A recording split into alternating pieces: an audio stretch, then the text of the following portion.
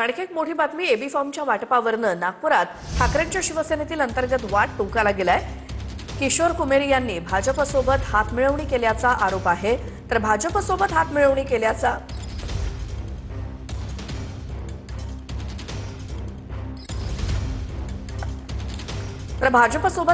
केल्याचा आरोप शहर प्रमुख नितीन तिवारी यांनी केलाय। जिल्हा प्रमुख किशोर कुमेरिया यांना पक्षाकडून ओबीसीतनं उमेदवारी मिळाली आहे, तर किशोर कुमेरी यांनी खुल्या प्रवर्गातून अर्ज दाखल केल्यामुळे नितीन तिवारींची उमेदवारी धोक्यात आली। विजय कदम साहेब यांना विचारलं, आदरणीय विजय कदम साहेब असा ते म्हणतात की मी किशोर कुमेरीला एबी फॉर्म दिला नाही। प्रश्न उठतो का किशोर कुमेरी यांनी एबी फॉर्म चोरला का?